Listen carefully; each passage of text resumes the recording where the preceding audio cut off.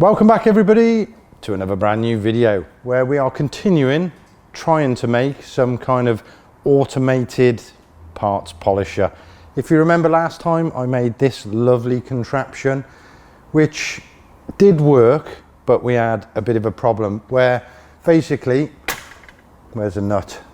We get a nut like this, nice and dirty, needs cleaning up, put it in and turn it on. And then after waiting what feels like an eternity, we pull it out and it looks like brand new. Well, literally in this case. So my son's buggy, I'm building for him. It's ready to start chucking bits back on. It's all painted and I've started cleaning up suspension arms and painting them. They're looking like new. But here is half of the nuts that I've got to put on this car and I need them cleaned ASAP. We got stuff like rack mounts. I've got to get new brake hoses, but the big nuts that hold the brake hoses on. And there's all the nuts and bolts off the engine, wheel nuts. We got tons we got to do. I want to get them all zinc plated. That takes about a week. So using this machine just ain't gonna cut it. So I've had an idea. Well, I should say my mate Matt had an idea. He's an engineer. He runs a local vapor blast company. He's got this huge vapor blast machine and he's fitted a washing machine barrel inside that spins round, and then these jets hit the parts as they're spinning and it cleans them all up so he doesn't have to be there. Now, I haven't got 9 grand to spend on a big vapor blast machine, so I've bought this. £100 benchtop shot blaster, and we got a dustbin out my son's bedroom. Let's start making an automated shot blast machine. Let's go. So the idea I've got is basically put my son's bin in the shot blaster about here and then aim the nozzle inside so the pressure of the air and sand coming out actually spins the bin round, and then that will move the nuts and hopefully work. So going for the bin, I've got to find the dead center of this so it spins even, and I'm hoping these 3 dots are spaced correctly, and that is 133 mil. Alexa, what's half of 133? Paul, do it yourself, you stupid idiot. This is mathematics for 2-year-olds. God, she's in a bad mood today. What's that, about 65 in it, something like that, 65, 66. So we'll get a pen and mark the middle of this out. I mean, this NM machine we're building for NASA, it ain't got to be spot on. Then I'm going to drill a 12 mil hole straight through the middle, and then I found a seatbelt mount washer, which is massive. I'm just going to weld that all the way across the back. And once I get the threaded bar through the middle, look at that. Oh, it kind of spins. It's a bit weighty now though, that's the only problem. All right, let's get a wheel nut. We need a big one with one of those spinny collar things. Stick that in the vise. That'll do. Well, hey. All right, we need to test this. The only thing I was thinking when I was doing this, it's got a lot of holes in it, so I don't know if air is gonna actually push it round. Let's get some wheel nuts and fire it in. Stopping already because of the weight. Let's get the airline.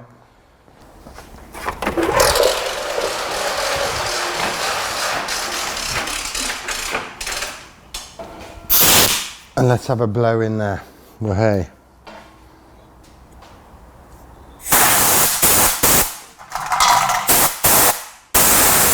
No. How are we going to make that spin? I wonder if this light bulb on the shot blaster is 12 volt. Right, leave it with me. I'll have a think. Hey, the local parts place absolutely love me turning up and rooting through all their boxes, but managed to find this. No idea what it's off. It It was only £28 and it looks mega cheap, so it's probably a Fiat one, to be fair. And I went to B&Q and got a huge coach bolt. So what I'm thinking is that like that, and then in the side of the machine, so it will spin. It's 12 volt, so hopefully when we turn the light on, the shot blaster, I can wire it to this as well, and you know, the fuse won't pop and it'll run it. Right, let's crack on. So first, because I don't want to put too much weight through this wiper motor, I think this dustbin is a bit too heavy, so I'm going to mark it up and cut it in half and then fold it in slightly so the nuts ain't going to fall out. Then we're going to get our coach bolt, lathe the head off it, and then drill straight up the centre so we can put a tap in. The tap is 8 by 1.25, same as that wiper motor. And that's all done mint. And then with it cut down a bit, that's what it looks like. Let's try it on. Yeah, goes on. It does look like that hole was off centre somehow. It was done in the lathe, so I can't see how that's happened, but it's on there. It should be all right. Also, while I was down the Motor Factors, I bought a ball joint dust cover, which I can slide on, and then with that down there, hopefully that will stop the blast getting into all the gears of this wiper motor. Well, hopefully anyway. Right, let's get this mounted on our shot blaster. I think we'll just aim for the middle and then mark a hole, bang like a 14mm hole straight through the middle of that. Then mark up the other 3 holes and drill those, and I'm going to mount this slightly on the skew so it's leant back a bit just to stop me nuts falling out. And then once those 3 motor mounts are all done up, we can get our centre shaft on, tighten it up. Luckily it's 12mm, I've left that little square on the end, and then slide that ball joint dust cover on. I'll tell you what, I wouldn't say professional build, but it's like high-end amateur. That don't look bad, does it? Right, let's build up this basket. We've got a nut that's going to go on first, right the way down to the end of the thread. Then the basket. I've got another one of those seatbelt anchors you weld into a car. I said anchor.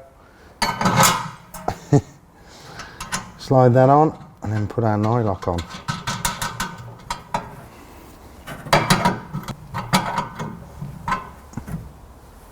Done. Right, before we wire this up, let's get a battery and a jump pack. I meant to say power probe and battery booster. Click these in, red to red, black to black. Right, wiring, what we got here? So we've got a black there, that's going to be the earth, and then we got loads of other colours, red, white, yellow. Let's put the earth on the black and spin up the red.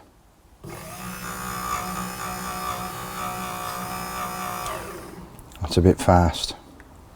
Yellow, nothing. White,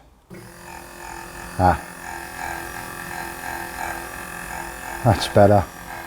That's much slower. It is a dustbin, so it's not like the most roundest thing anymore. Now I've mashed it up, but yeah. I think that'll be all right. Right, the moment of truth. Oh, for the trigger thing, I've basically, when I went to B&Q, I got a hook, well, it come in a pack of 2, and I've beat the living daylights out of it to make it look like that. It's like a hook, but it's now a very damaged hook. But that's going to go on the inside of this panel, and then when I shut it, it's going to sit there. That's just going to hook in, point down to our wheel nuts and bolts. And it should work. It's the first time I've built this, so I'll get this wired up, I'll get the hook on, and then we'll test it and see if I've just wasted the last 45 minutes of my life or not. Fingers crossed. I'll tell you what, it's not often that I make something and I'm absolutely flabbergasted on how good it is. In fact, I don't think I've ever made something as good as this. I just put a couple of nuts in, set a camera up here to time lapse it, clicked it on, and they were done. Like mint. I'll show you, I'll keep this one take so you can't see I'm cheating. Right, I got two, let me focus the camera. I got two of the big nuts that hold the brake hoses on my buggy, and I got 3 wheel nuts that have been painted, but they are like that one as well. The bottom's rusty. I'll keep them in shot and I'll just focus it back on the thing. There we go. Right, there they are still up. Let's put them in the wheel. Shut that up. Right, I'm going to set a stopwatch for 30 seconds. Right, I'll turn it on. All it's doing is spinning. The light's on and the thing's spinning. You can hear it. No air yet, so it's not working. Right, let's start the stopwatch. Ready? Go.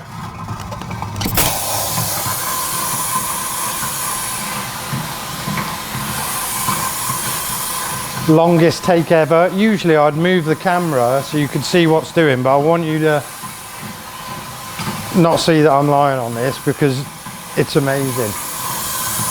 So we're on 10, 9, 7, 6, 5, 4, 3, 2, 1.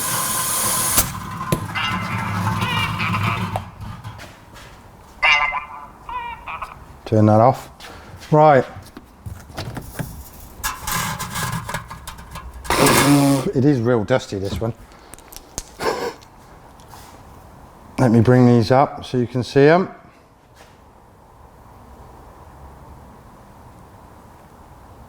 Oh, I can't get the focus. There we go.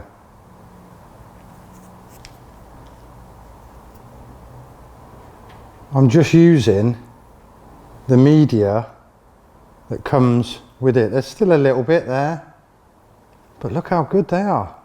And it's not like dented it. It's not, where is it? There we go. Look at that. It gets it inside as well. Oh, let me focus back on the thing. Sorry about the long shot. There we go. That is amazing. I mean, when I started the video, I said, yeah, I need something to polish my nuts up a bit faster. Something that I can leave 30 minutes and it's done. It ain't 30 minutes, it's 30 seconds. I did put more in there and it comes out the front. So I'm gonna go and buy another bin. I'm gonna track down another bin. And instead of that little lip, I'm gonna make a bigger one and angle it downwards. And then I can do more nuts. Well, hey.